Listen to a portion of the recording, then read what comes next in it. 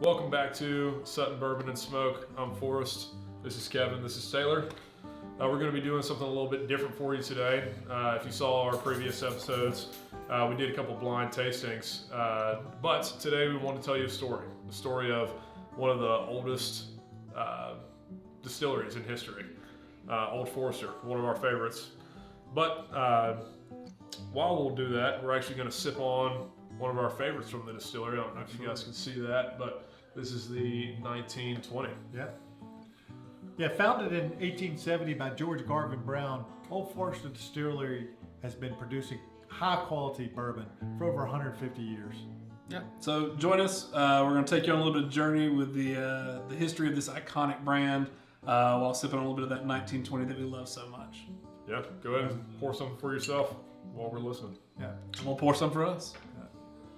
Yeah, in 1870, George Garvin Brown, he set out to produce a high-quality, consistent bourbon.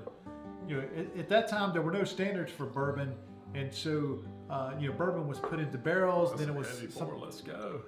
Sometimes the bourbon was put into jugs. You know, you couldn't see what type of product you were getting. They put all kind of stuff in it. Sometimes distillers would put tobacco spit. What other things? Oh man, it's wild. They would do rusted nails, trying to get the color. Tea bags. Yeah.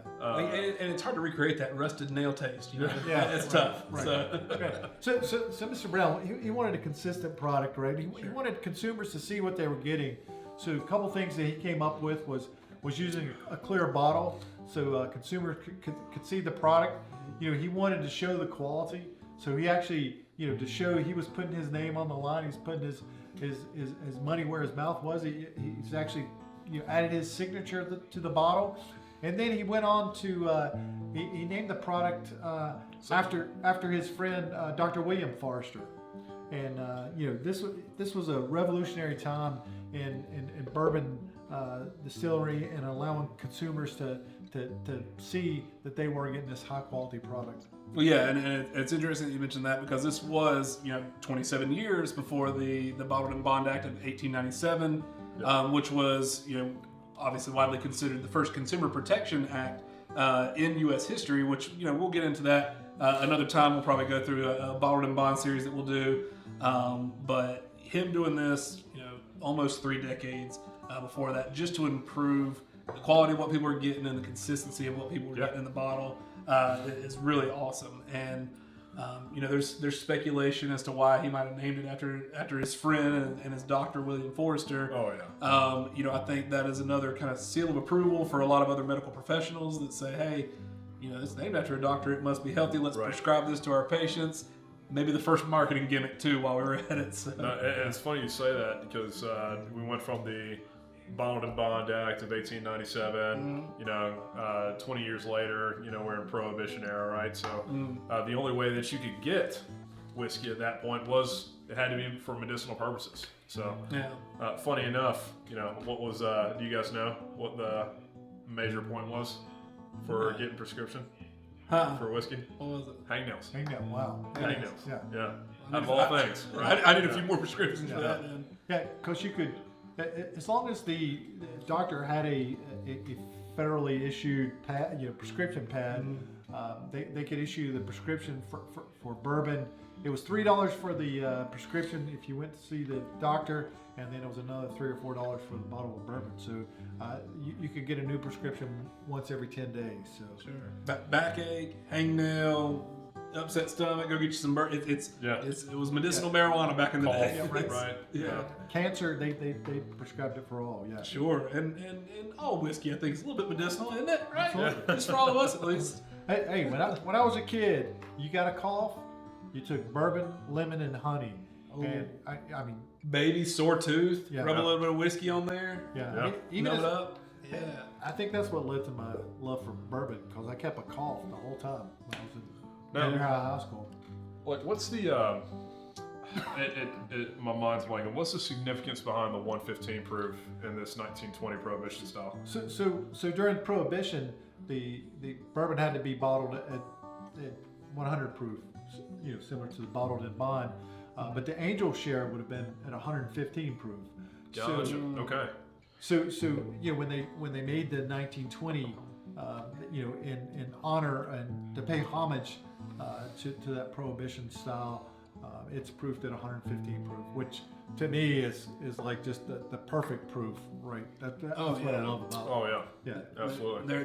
There's some heat there, but I don't think it fully drinks its proof, and we'll get into some of the tasting notes later. But I think, like you said, 115 is just a real good sweet spot. I think for at least the three of us, where you get a lot of those bold flavors, but it's not overbearing.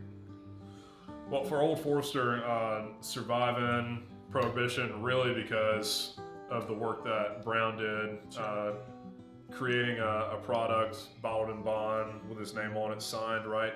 Obviously had a lot of recognition. One of 6 distilleries that actually got the licensing in order to be able to continue to run during the time, but that really set them up for what was next, right? So I believe in '46 they brought Jack Daniels. Some of you guys may have heard of Early Times. They had that, and the Brown-Forman brand has expanded to, there's 8 or 9 different products, not just bourbon, but they're in Scotch, they're in rum, vodka, like all the spirits at this point. But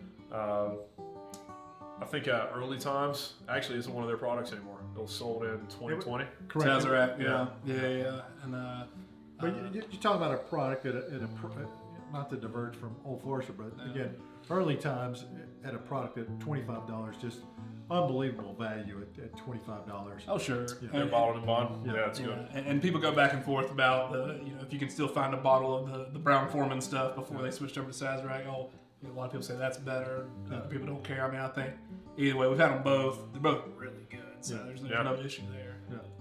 But they. After that, Old Forester kind of continued on. In 1971, they kind of set up shop there in Louisville, Kentucky, which is where they still keep their home today. They've been there for a long time now. And then a little more recently, in 2005, they finally put out a new product for the first time in 50 years, and it was the most sought after of all of them, the Old Forester Birthday Bourbon. Still one of the most sought after. That's one of those kind of unicorn holy grail type bourbons. If you can find that, you have really accomplished something. But that was to commemorate the birthday of George Garvin Brown, and I think that's what did we say, September 2nd? September 2nd. That's right. Around there. We're going back. We are. We're gonna go back. Yeah. We're going for our shot at it. We're gonna see if we can find it for you. These guys went last year, and tell them a little bit about that. Y'all had the experience, right? So the distillery in general, right? Like I think you may have heard me talk about it in one of the previous videos. Everything is set up for the end user. So everything from when you walk in and you're seeing the mash, cutting some of the photos here, but man, they're in those big round drums. You can lean right over, and if you wanted to, you could reach your hand down in there and touch it. But getting to see the big column still live in action right there in the center. We were walking right past it. We were almost like ingrained in the process. Walking right past the bottling facility. Take a look at this photo of where they charred the barrels right in front of us. Forrest got the opportunity to actually char the barrel. You'll see it in there. The thing that stood out for me when you talk about this, consistent quality product, we're in the barrel room and they're making the barrels, and I'm thinking, because not only do they make the barrels again for the Old Forester products, they also are making them for Jack Daniels as well. That you think of some hot, mass production line. We're sitting in a room because they said it's nothing but wood, and then the bands around the barrel. And the girl that was there, with that barrel, she's putting pressure in it. And where there's leaks in the barrel, she's taking these little wooden wedges and tapping it in the barrel. The whole time we're in the room, she's still working on just one barrel. So again, that goes all the way back to 1870, where George Garvin Brown wanted a consistent, high quality product, and they're still putting that type of quality in the product today. Again, we were there on September 2nd. We had planned the whole trip around being there for the camping out to get the birthday bourbon. But as we got closer to that date, we found out they were switching last year to go to a lottery pick. You had to sign up via email. We woke up on the second anyway, walked up to Old Forester. They were rolling barrels out, which was really neat. Actually, he wasn't even an employee for Old Forester. Another bourbon fan brought his own drum, played the drums while they were rolling the barrels out. And I think an Old Forester employee came out at least 2 or 3 times to tell us there would be no birthday bourbon on site that day.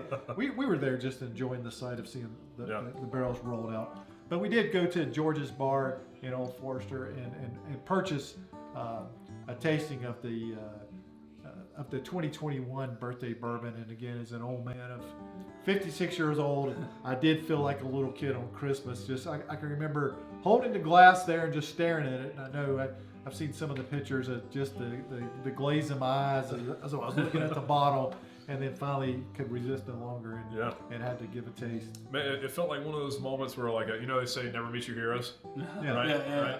But this one actually lived up to be the hero that it was meant to be. Sure. So, but man, one thing that was really cool, and man, Taylor, you'll get to experience this with us when we go back, but at the Old Forester distillery, man, we didn't have to make an appointment to go to George's Bar. Literally, we just walked right in, sat down, had a great conversation with the bartender. We tried a couple of other things that day outside of the 2021 birthday bourbon. We tasted the President Select. Another number 24. And then President Select number 25. Those were fantastic as well. Absolutely. So man, really looking forward to going back and doing it again. Yeah, that was one of the things. Since I didn't go last year, I said there's a couple of places that I definitely want to hit. Old Forester being one of them. They said absolutely we would go do that again. And part of that is with this release process for the birthday bourbon and a couple of the other more highly allocated ones. Another option that y'all got to after doing the tour was the 117, that series, which y'all were fortunate enough to get a bottle of that, and there might be something coming coming down the pipe for that here in a week or two. We got maybe a little something for you guys, but really a great opportunity. We're hoping to do that again because they kind of release those in different series as well. So just excited to see what they got going there. Yep, absolutely. Well, that's a little bit of the history of Old Forester. Man, what do we think of this 1920 product? Yeah, I mean, it has all. If you say, hey, what's your flavor profile? And again, when I go to the liquor store and I'm looking around and someone in the, particularly if I'm in South Carolina where it's more privately held and somebody asks me, hey, what type of bourbon do you like? I just say 1920, right? It's got my flavor profile. Yeah. What do you? Man, you get into those there? Man, it's distinctly Old Forester, right? So, you're getting like the maple, the brown sugar on the nose, right? But I mean, going in for the taste.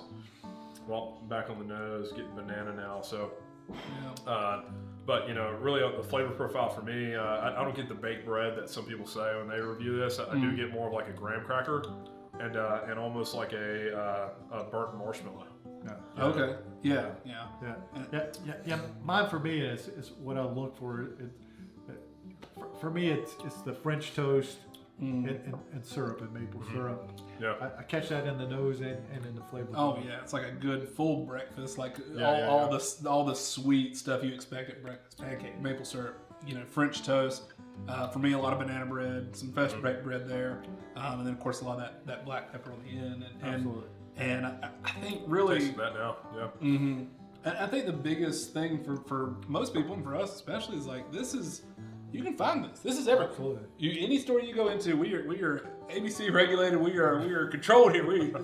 But we can find this at any store we go to around here at a very reasonable price. I think this is $60, and the rest of the Whiskey Rose series just goes down from there. And they're delicious. Now, I've been a buddy of mine at work been trying to kind of get him into this sort of stuff, and I was like, man, you got to go with that 1920. Right. And he said, well, how much is it? $60.